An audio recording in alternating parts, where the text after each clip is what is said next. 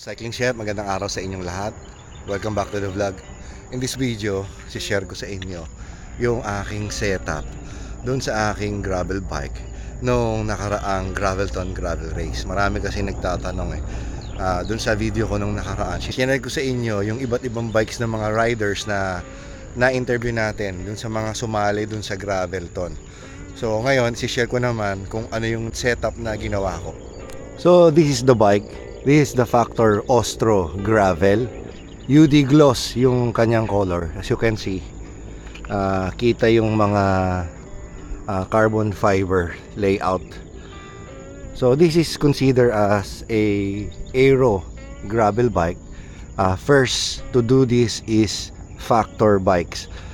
So yung concept nila, this bike is aero gravel bike.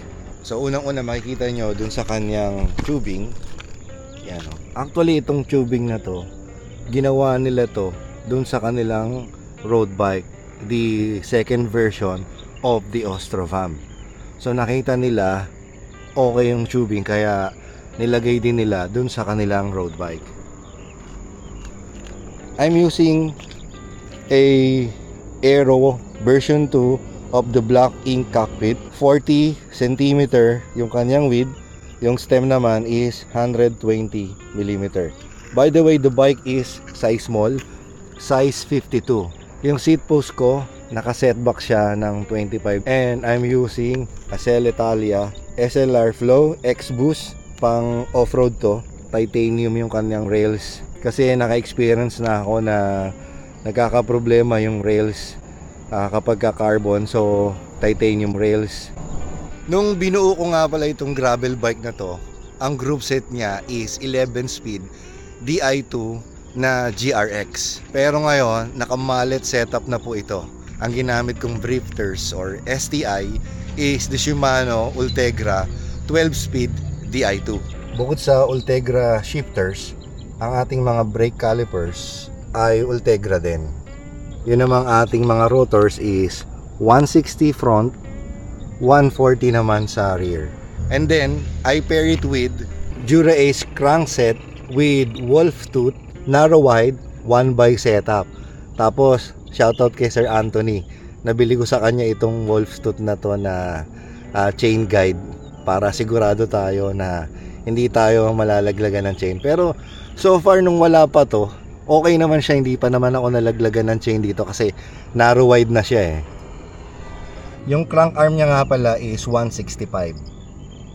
And yung derailleur ko nga pala is the new XT 12 speed mountain bike RD. Tapos yung aking cassette is XT 1051. Tapos syempre yung aking chain 12 speed Dura-Ace chain. And makita nyo naman newly waxed. O nga pala, shoutout kay Pedaline PH para makapag-bike tayo ngayong weekend. In overtime nila to kasi dinala ko yesterday. Halos dami nilang inayos na bikes because of the gravel race. I'm using titanium bottle cages. Napakaganda nung titanium bottle cages or any bottle cages na ganito yung design. Komportable ka, siguradong hindi ka malalaglagan ng bote. Yung wheelset naman natin is the Hunt 40 CGR Carbon Gravel Race. Then ang ginamit ko nga palang tires for the race is one of my favorite tires. This is the Specialized Pathfinder Pro 700 by 45C. Ito na yung bagong model. So dati, madalas kong gamitin yung 42C.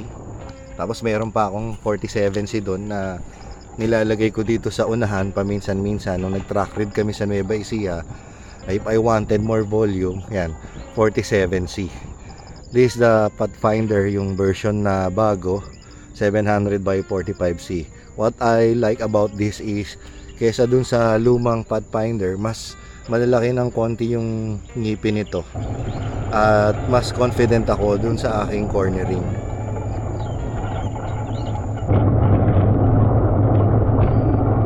Ito naman ang aking power meter is the MX1, Asioma Pro MX1 power meter. Bali, single side power meter lang siya. Ayan. And then, yung bottom bracket nga pala nito is ceramic speed as well as the headset. Okay, ano naman itong nakalagay dun sa top tube bag natin? Naka-bolt siya dun sa ating frame. Ayan, meron kasi siyang bolt dito yung frame. Tapos, meron pa siyang another bolt nga pala dito. Bukod yung dalawang bottle cages. You can put some extra bottle cage here. Or you can put a bag or kung ano man yung pwede mong i-attach. Yung top tube bag natin, yan, naka-bolt siya rito.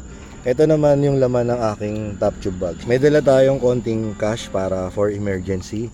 Tapos multi-tool. I have this small multi-tool na pwede ka na rin magtanggal. Ayan o, may pantanggal na rin siya ng chain. Tapos meron akong daladalang isang inner tube. Tapos meron tayong 80 kilometers lang naman yung nilaruan natin, kaya isang CO2. Tapos I have ito importante, yung pang plug natin. Yan, meron tayong dalang plug. Syempre yung ating tire levers, meron din tayong dalang tire levers. Tapos yung charger tool ng ating CO2. And then meron din tayong dala na maliit na chain lube. Ayan o. Wax tong chain lube nga pala na to. Ang laman nito, hindi na siya squirt. Silka na yung laman yan, guys. So basically, ito nga pala yung nasa loob ng aking bag. Baka maitatanong nyo guys, bakit Ultegra yung naisip kong ilagay dito sa bike na to. Hindi na lang ako gumamit ng 12 speed na GRX. Pang gravel ko naman gagamitin. Actually guys, mas gusto ko talaga yung Ultegra. Yung mechanical na GRX gusto ko kasi malaki yung ibabaw niya. Sa GRX kasi naliliitan ako dun sa ibabaw ng hoods, kaya ang problema ko kapag nandito ako sa ibabaw tapos nalubak, natanggal yung kamay ko. Yung Ultegra maski pa paano, malaki-laki siya ng konti yung ibabaw niya kumpara dun sa GRX. Kaya mas prepare ko yung Ultegra. One more thing nga pala, ang ginawa kong setup, kung ano yung kayang gawin nung right, yun din yung nagagawa nung kaliwa. So, ayan o. So, halimbawa, nagbablog ako, hawak ko yung camera, kagaya nito, makakapag-ship pa rin ako.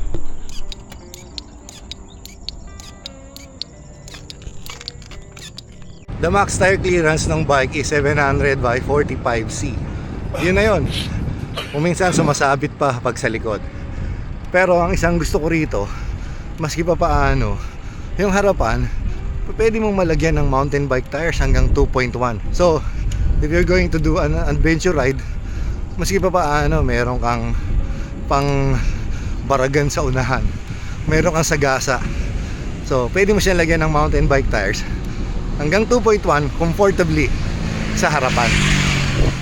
So yun guys, yan nga pala yung bike check na ating gravel bike na ginamit nung nakaraang Gravelton gravel race. If you like this content, please give it a thumbs up. At kung di pa po kayo nakasubscribe, please do subscribe at my YouTube channel. Ride safe, stay healthy, God bless you all. Until next time, this is the Cycling Chef.